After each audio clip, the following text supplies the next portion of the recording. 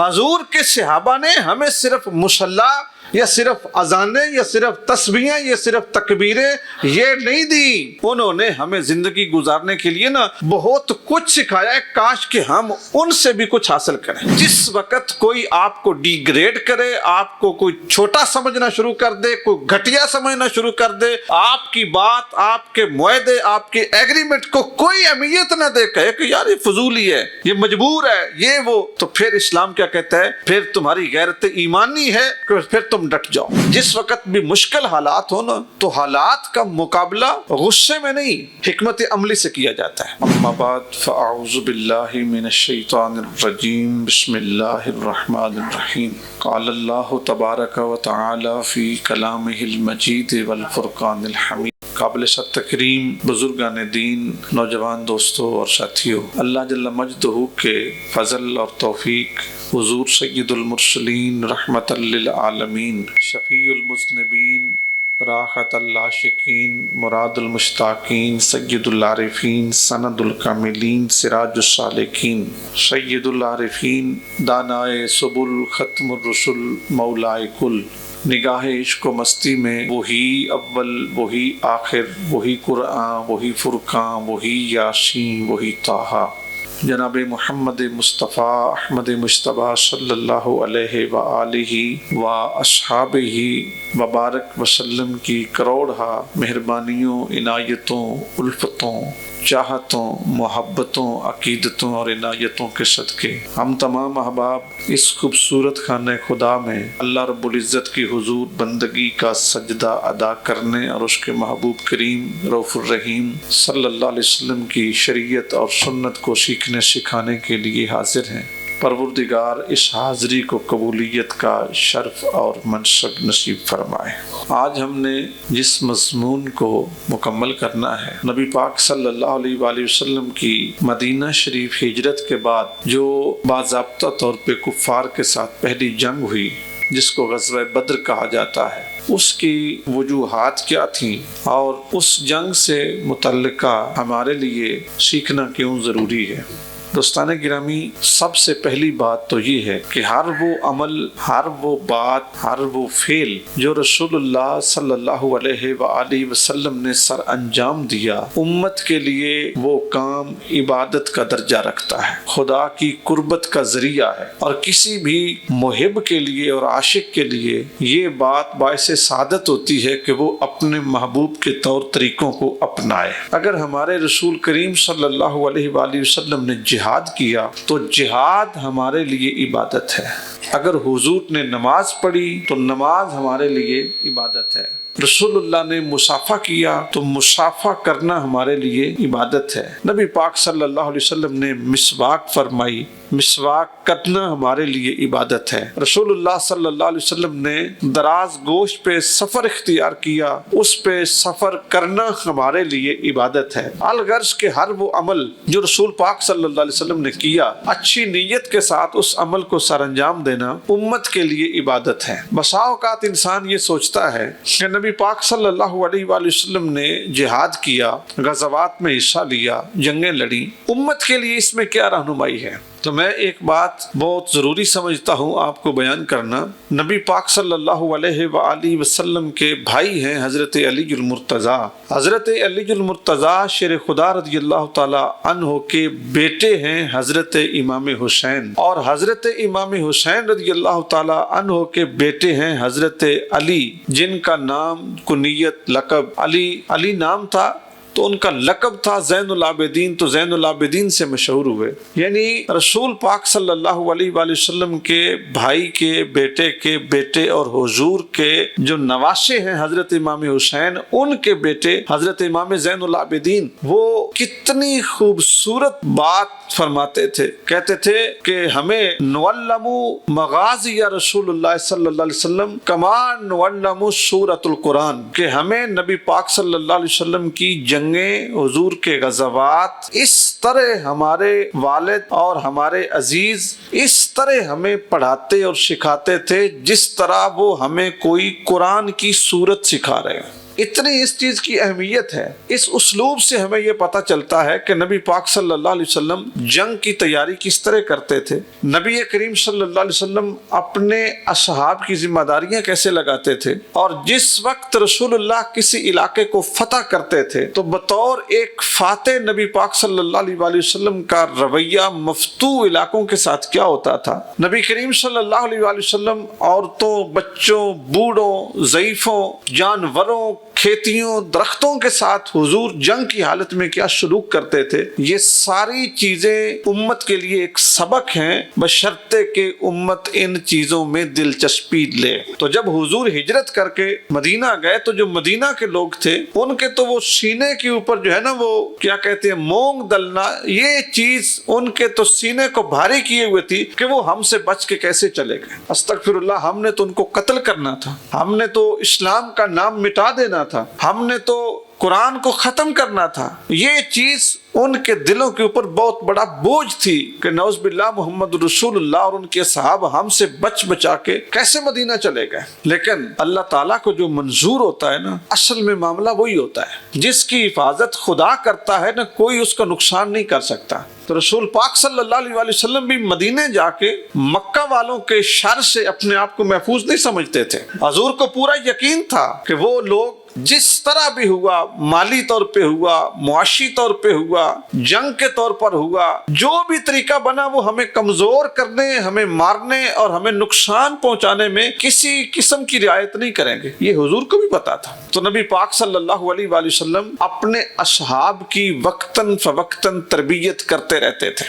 ہجرت کے صرف 6 یا 7 مہینوں کے بعد رسول پاک صلی اللہ علیہ وسلم نے پہلا لشکر بھیجا حضرت امیر حمزہ جو حضور کے چچا ہیں ان کی سربراہی، اور اس میں صرف 30 بندے شامل تھے. یہ چھوٹی چھوٹی مہمیں حضور اس لیے بھی بھیجتے تھے کہ جو میرے اصحاب ہیں نا وہ علاقے کے نشیب و فراز سے واقف ہو جائیں، انہیں وادی کی سمجھ آ جائے، پانی کے چشموں کا پتہ چل جائے، رستوں کا پتہ چل جائے، اور اگر ان کے اوپر کوئی حملہ کر دے تو ان کی جنگ کے لیے ٹریننگ ہونی ضروری ہے کہ ہم نے اپنا دفاع کس طرح کرنا ہے اور دشمن پہ غلبہ کس طرح پانا ہے. تو حضور نے 30 افراد پہ مشتمل پہلا لشکر حضرت امیر حمزہ کی سربراہی میں حضور نے روانہ فرمایا. اور اس لشکر کا مقصد کیا تھا؟ ابو جیل ایک قافلہ لے کے جا رہا تھا ملک شام کی طرف تجارت کے لیے، اور اس کے ساتھ 300 افراد موجود تھے اس قافلے کی نگرانی کرنے کے لیے. تو نبی پاک صلی اللہ علیہ وسلم نے قریش مکہ کی معیشت پہ ضرب لگانے کے لیے اور ان کی معیشت کو کمزور کرنے کے لیے کہ کل کو یہی دولت، یہی پیسہ اور یہی ساز و سامان یہ مسلمانوں کے خلاف استعمال کریں گے، حضور نے اس قافلے کو روکنا چاہا. قافلہ تو گزر گیا لیکن ابو جیل کے ساتھ حضرت امیر حمزہ کا سامنا ہو گیا. تو مسلمان حضور کی تربیت سے اتنے جرئی اور طاقتور تھے، اندرونی طور پہ اتنے باروب تھے کہ 30 بندوں کے مقابلے میں کھڑا 300 افراد کا وہ لشکر جن کے پاس گھوڑے، اونٹ، ساز و سامان سارا کچھ تھا، وہ تھر تھر کانپنے لگا.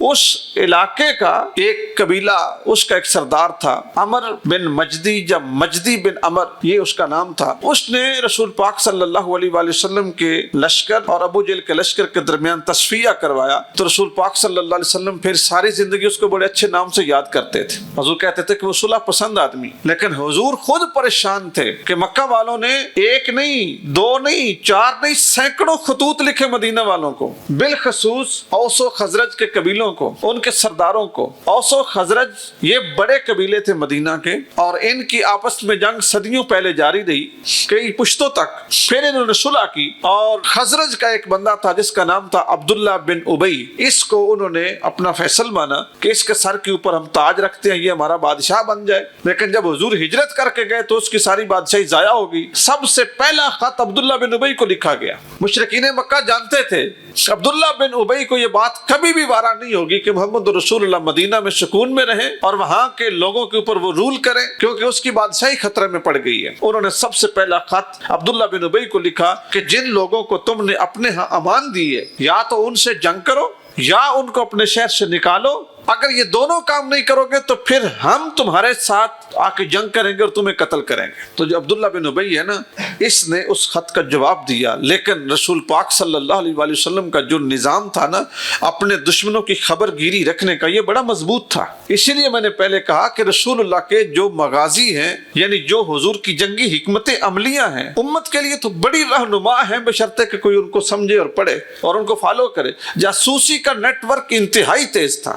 رسول پاک صلی اللہ علیہ وسلم کو جب پتہ چلا نا کہ قریش نے خط لکھا ہے عبداللہ بن ابی کو کہ مسلمانوں کو وہاں سے نکالو نہیں تو ہم تم پہ حملہ کریں گے، تو نبی پاک صلی اللہ علیہ وسلم نے ایک ڈپلومیٹک طریقے سے اس کو ڈیل کیا. اب یہ سنیے کہ جس وقت بھی مشکل حالات ہو نا تو حالات کا مقابلہ غصے میں نہیں، حکمت عملی سے کیا جاتا ہے. اور جب بھی آپ یہ سمجھیں کہ کہیں پہ کوئی شورش ہو رہی ہے، لوگ جو ہیں وہ آپ کی گرفت سے نکلنے کی کوشش کر رہے ہیں، تو اس کا حل جو ہے نا، اس کا حل وہ تشدد نہیں ہے، دھمکی نہیں ہے، اس کا حل افہام و تفہیم ہے، سمجھانا ہے. کیونکہ جو چیز آپ اگلے کے ذہن کو سمجھانے میں کامیاب ہو جاتے ہیں نا، اور جو سمجھ کے سیکھتا ہے، اصل کامیابی وہ ہے. رسول پاک صلی اللہ علیہ وسلم چلے گئے خود عبداللہ بن ابی کے پاس. عبداللہ بن ابی سے حضور نے کہا کہ تمہیں خط آیا ہے قریش مکہ کا. اس نے اقرار کیا. حضور نے اس سے پوچھا اب یہ بتاؤ کہ تیری اور تیرے قبیلے کی کیا رائے ہے. اب اس نے کیا جواب دینا تھا، چونکہ نبی پاک نے مدینہ جاتے ہی سب سے پہلے وہاں کے قبیلوں کے ساتھ یہ ایگریمنٹ لکھے تھے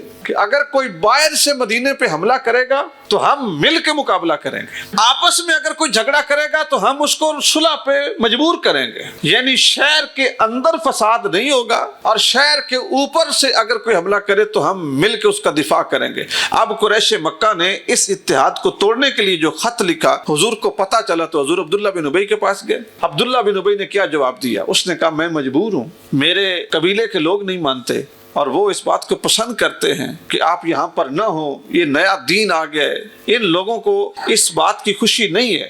اس نے خود اوپر سے کلمہ پڑھ لیا ہوا تھا. نبی پاک صلی اللہ علیہ وسلم نے اب سنیے معاملے کو ٹیکل کس طرح کیا ہے، حضور نے سمجھایا کس طرح. نبی کریم صلی اللہ علیہ وآلہ وسلم کی بصیرت کی آپ کو دوستو داد دینی پڑے گی. حضور نے اس شخص کو یہ کہا، عبداللہ بن ابی کو. حضور نے فرمایا عبداللہ بن ابی مجھے یہ بتاؤ کہ جب تم ہم سے جنگ کرو گے، میں ہوں، میرے انصار ہیں، میرے مہاجرین ہیں جو ہجرت کر کے مکہ سے مدینہ آئے ہیں، ان کے ساتھ تو تمہارا کوئی رشتہ ہی نہیں ہے. وہ مکہ کے رہنے والے، تم مدینہ کے رہنے والے، یہ تو کوئی رشتہ ہی نہیں ہے. جو میرے انصار ہیں جنہوں نے مجھے مدینہ میں ویلکم کیا ہے، کیا وہ تمہارے خاندان، تمہارے قبیلوں سے نہیں ہیں؟ اس نے کہا جی ہیں. کہا اگر تم ہم سے جنگ کرو گے نا تو اپنے چچا کے بیٹوں کو مارو گے، اپنی خالہ کے بیٹوں کو مارو گے، اپنے ننہالی رشتہ داروں کو مارو گے، اپنے دودھ دیالی رشتہ داروں کو مارو گے، یعنی دادکے نانکے ادھر سے جو رشتے ہیں تم ان کو قتل کرو گے. لیکن اگر تم ہمارے ساتھ مل کر مکے والوں سے مقابلہ کرو تو ان کے ساتھ تمہارا کوئی خون کا رشتہ نہیں ہے. اب تم یہ بتاؤ کہ تمہارے لیے بہتر کیا ہے. کتنا خوبصورت انداز. حضور یہ بھی کہہ سکتے تھے عبداللہ تم میرے سامنے بیٹھے ہو، ایک منٹ میں تیری گردن اڑا سکتا ہوں، ابھی تیرے قبیلے کا محاصرہ کر سکتا ہوں. ایسی کوئی بات حضور نے نہیں کی. سمجھایا کہ فائدہ کس میں ہے اور نقصان کس میں ہے. تو یہ بات وقتی طور پہ اس کے عقل میں آ گئی اور اس نے ہاتھ کھڑے کر دیے. اس نے کہا کہ ہم مکہ والوں کا ساتھ نہیں دیں گے. لیکن جو مکہ والے تھے پوری تیاری میں ہر وقت رہتے تھے کہ کس وقت کوئی موقع ملے اور ہم مسلمانوں پہ حملہ کریں. رسول پاک صلی اللہ علیہ وآلہ وسلم کو مکہ میں رہتے ہوئے بھی صحابہ نے عرض کی تھی یا رسول اللہ یہ لوگ ہمیں مارتے ہیں، ہماری ہڈیاں توڑ دیتے ہیں، ہمارا سر زخمی کر دیتے ہیں، اللہ کے رسول ہمارے اوپر اتنے ظلم ہوتے ہیں اور آپ ہمیں جواب دینے کی اجازت نہیں دیتے کہ ہم بھی تلوار چلائیں. یہ مکی زندگی میں صحابہ عرض کرتے تھے. بلکہ حضرت سعد بن ابی وقاص یہ اسلام میں 6 نمبر پہ مسلمان ہیں. حضرت عثمان بن مظعون، حضرت عبد الرحمن بن عوف، حضرت مقداد بن اسود، یہ چاروں جگری یار تھے. اور ایک دن چاروں حضور کے پاس گئے، چاروں، اور کہا یا رسول اللہ نحن فی عز و نحن مشرکون، ہم بڑی عزت میں تھے جب ہم مشرک تھے، جب ہم بت پرست تھے، بڑی عزت تھی ہماری معاشرے میں، لوگ سلام کرتے تھے، بیٹھتے تھے، رائے لیتے تھے، بات مانتے تھے، حکم عدولی نہیں کرتے تھے. اللہ کے رسول نحن مشرکون، فرق صرف یہ تھا کہ ہم مشرک تھے. اور جب سے ہم نے اسلام قبول کیا ہے ہر بندے نے ہمیں ٹھڈوں پہ رکھ لیا ہے، ہر کوئی ہمارے اوپر جری ہو گیا. کوئی پتھر مارتا ہے، کوئی گالی دیتا ہے، کوئی ڈنڈے سے زخمی کرتا ہے، کوئی کنکر مارتا ہے، کوئی رستے میں کانٹے بچھاتا ہے. یا رسول اللہ آپ ہمیں اجازت دیں کہ ہم بھی ان کے ساتھ دو दो हाथ कर ना ले, हम भी ताकतवर हैं, जवान हैं। तो नबी पाक सल्लल्लाहु अलैहि वसल्लम अपने सहाबा को फरमाते, अभी मुझे अल्लाह ने इजाजत नहीं दी कि मैं इनके साथ किताल करूं। गोया कि रसूलुल्लाह का जिहाद करना और रसूलुल्लाह का जंग करना अपनी मर्जी या अपनी मंशा से नहीं था, बल्कि जो अल्लाह हुक्म देता था रसूल खुदा सल्लल्लाहु अलैहि वसल्लम उस हुक्म को नाफिज कर देते थे। हजूर ने अपने सहाबा को इजाजत नहीं दी कि ठीक है तुम कत्ल कर दो, इनको मार दो। मैं हजरत उस्मान बिन अफ़्फ़ान जो हुजूर के दोरे दामाद भी हैं, उस्मान बिन अफ़्फ़ान, इन्होंने जब इस्लाम कबूल किया था ना, तो ये तो बनु उमैया के सरदार थे, उमवी खानदान के खाते पीते आदमी थे, बहुत बड़े कारोबारी, बिजनेसमैन, मामला फहम, समझदार। जब इन्होंने इस्लाम कबूल किया तो इनका जो चचा है उसने इनके ऊपर इतना तशद्दुद किया कि ये जो होता है ना कच्चा चमड़ा, ताजा उतरा हुआ जानवर के ऊपर से, उस कच्चे चमड़े में आपको लपेटा और तपती हुई रेत के ऊपर रख दिया और ऊपर से रस्सियां बांध दी। चमड़े की बदबू अलग, ऊपर से जो आग बरसाता सूरज था उसकी तपश अलग, नीचे से जो रेत की गर्मी थी वो अलग, और ये अंदर तड़पते थे, फड़कते थे। इनका जुर्म सिर्फ इतना था कि इन्होंने कलमा पढ़ लिया। यानी एक अजाब में उस लाइन ने सैकड़ों अजाब इकट्ठे कर दिए थे। इतना तशद्दुद था मक्के के अंदर मुसलमानों के ऊपर, लेकिन रसूल पाक सल्लल्लाहु अलैहि वसल्लम ने अपने किसी भी मुजाहिद को ये नहीं कहा कि तुम भी जवाब दे दिया करो। उन्होंने जो खत लिखे अब्दुल्ला बिन उबई को, वो सारी चीजें जब फ्लॉप हो गई और उन्होंने साथ देने से इनकार कर दिया, अब अगला मामला कुरैश मक्का ने यह किया कि ये मुख्तलिफ जो यहूदी कबीले थे ना, खालिसतन यहूदी, बनु कुरैजा थे, बनु नुदैर थे, इनको खत लिखते यहूदियों को और साथ इनको बरंगेख्ता करते, कहते कि तुम्हारे पास किले हैं, तुम्हारे पास हथियार हैं, और ऐसे लाइन थे, साथ धमकी भी देते और साथ एक अपना लालच भी बताते और अपना शोधापन वो भी जाहिर करते। कहते कि तुम्हारी औरतें भी बड़ी हसीन हैं, तुम मुसलमानों को वरगलाओ अपनी औरतों के जरिए। अल्लाह के रसूल सल्लल्लाहु अलैहि वसल्लम का ये जो फरमान है ना कि औरत इंसान के ईमान के लिए बहुत बड़ा फितना है, ये आज की बात नहीं, ये उस दौर की बात है। उन्होंने कहा कि तुम्हारे पास तो बड़ी खूबसूरत औरतें हैं, हथियार बड़े अच्छे हैं, किले बड़े मजबूत हैं, तुम वहां पे मुसलमानों के साथ जंग करो। तो इनमें भी जो बनु कुरैजा है ना, इन्होंने मुआहदा तोड़ दिया था। पहले हुजूर के साथ मुआहदा था कि शहर में रह के शहर का दिफा करेंगे, फिर मुआहदा तोड़ दिया। जब इन्होंने मुआहदा तोड़ा तो इन्होंने एक बंदा हुजूर के पास कासिद भेजा, कहा कि अपने 30 बंदे लेके आओ और 30 हम अपने आलिम लेके आते हैं, आपस में डायलॉग करते हैं, मुकालमा करते हैं, जो घर जीत गया वो दूसरे का कलमा पढ़ लेगा। तो नबी पाक सल्लल्लाहु अलैहि वसल्लम ने मुआहदा होने के बाद जब उनकी ये डिमांड देखी ना, तो सहाबा किराम के सामने हुजूर ने पढ़ के ये बात सुना दी। तो सहाबा ने पूछा, या रसूलल्लाह अब हमें क्या करना चाहिए? हुजूर ने फरमाया, जो बात करने के बाद, मुआहदा लिखने के बाद और मोहर लगाने के बाद अपनी बात पे न रहे, उसका मुआसरा करना चाहिए, उसके साथ फिर नरमी नहीं करनी चाहिए। इस नरमी का नुकसान होता है। अपनी इच्छाई, अपनी खूबी और अपनी शराफत ये जरूर रखें, लेकिन जिस वक्त कोई आपको डिग्रेड करे, आपको कोई छोटा समझना शुरू कर दे, कोई घटिया समझना शुरू कर दे, आपकी बात, आपके मुआहदे, आपके एग्रीमेंट को कोई अहमियत न दे, कहे कि यार ये फजूली है, ये मजबूर है, ये वो, तो फिर इस्लाम क्या कहता है? फिर तुम्हारी गैरत ईमानी है कि फिर तुम डट जाओ। और ये हुजूर का दर्श है। हुजूर ने सहाबा से फरमाया, अब हम इनका मुआसरा करेंगे। नबी पाक सल्लल्लाहु अलैहि वसल्लम ने अपने सहाब को साथ लिया, बनु कुरैजा की बस्ती का मुहासरा किया। जब ये हुजूर ने मुहासरा किया और इनके साथ जंग हुई, एक रात जंग रही, सुबह नबी पाक सल्लल्लाहु अलैहि वसल्लम ने बनु नुदैर का मुहासबा किया। उन्होंने फिर हुजूर से मुआहदा नए सिरे से किया। बनु कुरैजा ने कहा कि हम मदीने में नहीं रहेंगे। मुहद्दिसीन ने लिखा है कि ये अपने दरवाजों की लकड़ियां तक उखाड़ के फिर मदीने से चले गए। अब हालात ये पैदा हो गए। तो रसूलुल्लाह सल्लल्लाहु अलैहि वसल्लम हर वक्त ये सोचते थे कि मुसलमानों के ऊपर कुफारे मक्का जरूर मदीने में हमला करेंगे, जरूर मदीने में हमला करेंगे। तो नबी करीम सल्लल्लाहु अलैहि वसल्लम अपने कुछ सहाबा को उनके दस्ते छोटे छोटे बना के ना हुजूर भेजते रहते कि भाई चेक करके आओ। इसके 2-4 फायदे थे, ये भी सुन लीजिए। नंबर 1 कि सहाबा किराम अलैहिम रिदवान के ऊपर जो जुल्म हुआ था ना मक्के में, हुजूर ये नहीं चाहते थे कि ये जुल्म को भूल जाएं। دنیا کا دوستو ایک اصول ہے، جب مظلوم اپنے اوپر ہونے والے ظلم کو خود بھول جاتا ہے نا، کوئی اس کا ساتھ بھی نہیں دیتا۔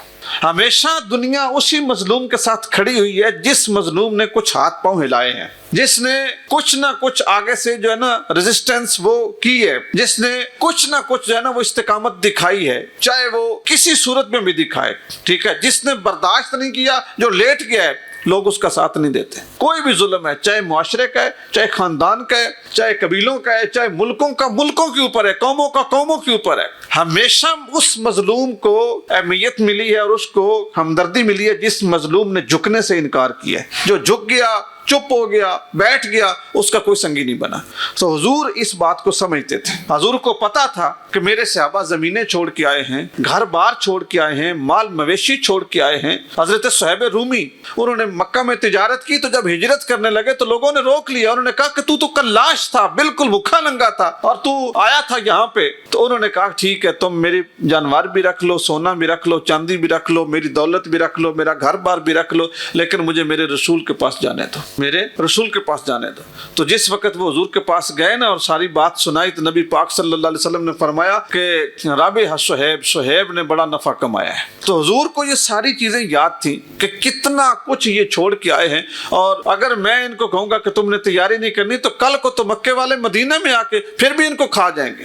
نبی پاک صلی اللہ علیہ وسلم کے جانور مدینے کے لوگوں کے جس چراگاہ میں چرتے تھے، مدینے کی چراگاہ، تو مکہ کے مشرک اس چراگاہ کے اوپر حملہ کرتے تھے، کبھی کسی جانور کو چرا لیتے، کبھی کسی چروائے کو قتل کر دیتے۔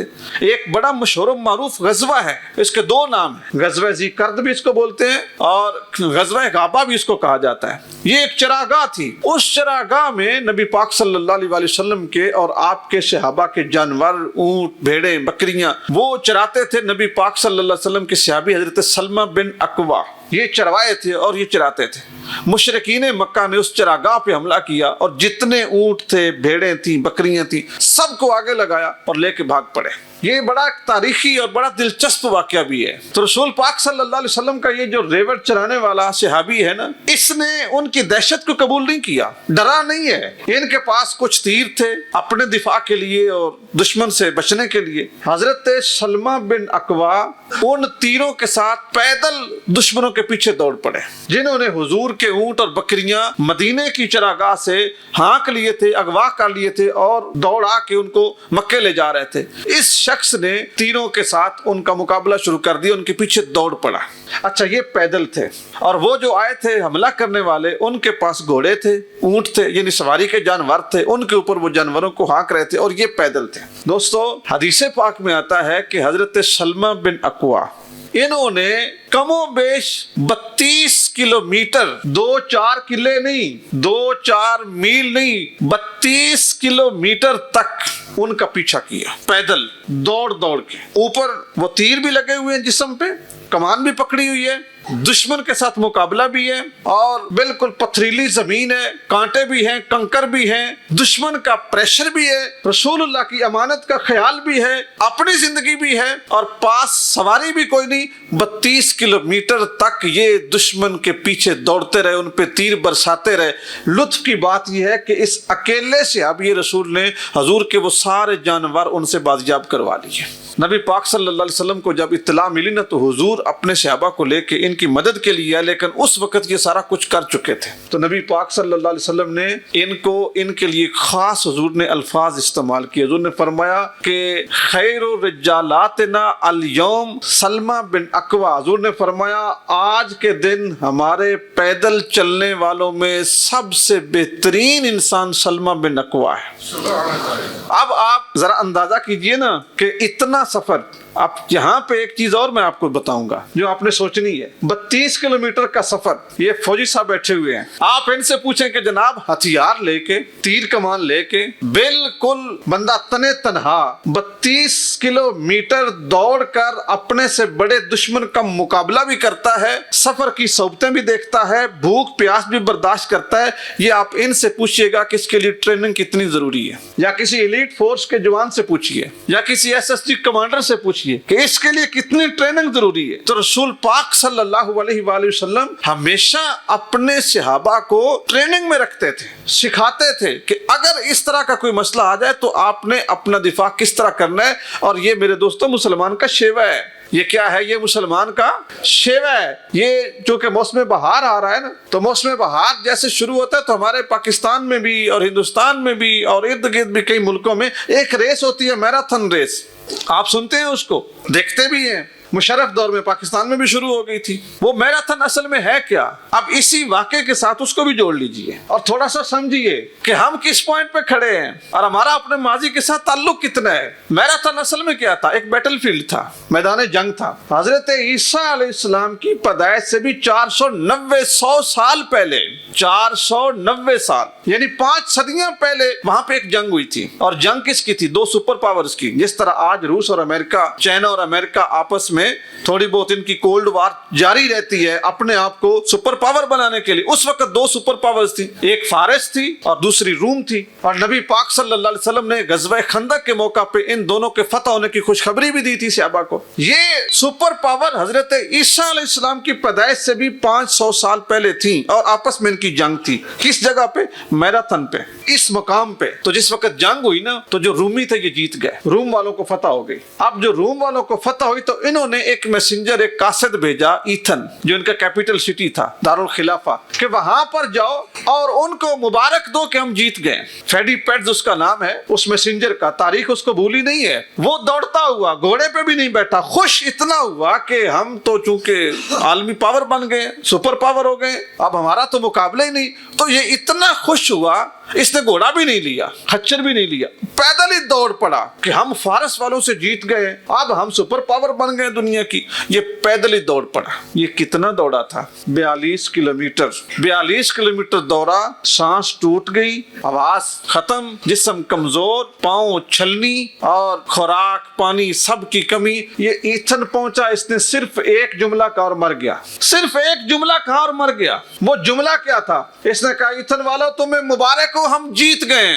बस दौड़ दौड़ के ना, दौड़ दौड़ के इसकी जिंदगी खत्म होगी, वहीं पे मर गया। 1896 में मैराथन शुरू हुई। 1896 उस शख्स ने जो दौड़ के सफर किया था ना, 42.195 किलोमीटर, 42 किलोमीटर पूरा और 195 ऊपर मीटर। ये जो उसने सफर किया था ना, इस सफर को मैराथन रेस का बुनियादी सफर बना दिया गया। वो लोग उस शख्स को नहीं भूले जिसने सिर्फ जाके जंग जीतने की खुशखबरी दी थी। उन्होंने कहा कि ये कुर्बानी है, ये मोहब्बत है, ये मिसाल है हमारे लिए मर मिटने की, हमने इसको खत्म नहीं होने देना। बाद में फिर ओलंपिक मशाल आई, वो उसमें शामिल हुई, ये भी उसी की याद में जलाई जाती है।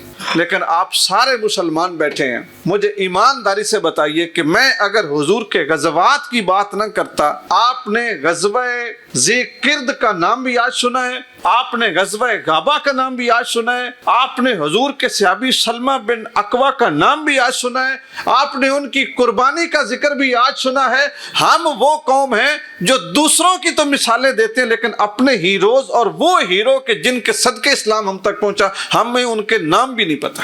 क्या आपने कभी सुना है कि सलमा बिन अकवा के नाम पे कभी कोई रेस हुई हो, कोई मुकाबला हुआ हो, कोई टूर्नामेंट हुआ हो? नहीं। फिटनेस की तरफ, ट्रेनिंग की तरफ या अपने दिफा की तरफ, अपनी सोच की तरफ ना हमारे मिंबर से बात निकलती है, ना हमारी कौम सोचती है। हुजूर के सहाबा ने हमें सिर्फ मुसल्ला या सिर्फ अजाने या सिर्फ तस्बीहें या सिर्फ तकबीरें ये नहीं दी, उन्होंने हमें जिंदगी गुजारने के लिए ना बहुत कुछ सिखाया है। काश कि हम उनसे भी कुछ हासिल करें। अभी कल गोजरा में, मंडी में कहीं पे ऐलान हो जाए ना जी मैराथन, हमारे सारे लड़कों ने जंगिये पहनने हैं, ट्राउजर पहनने हैं, ट्रैक सूट पहनने हैं और निकरें पहननी है, लो जी हम मैराथन में जा रहे हैं। उनसे कोई पूछे होती क्या है, कहां से शुरू हुई, कोई पता नहीं।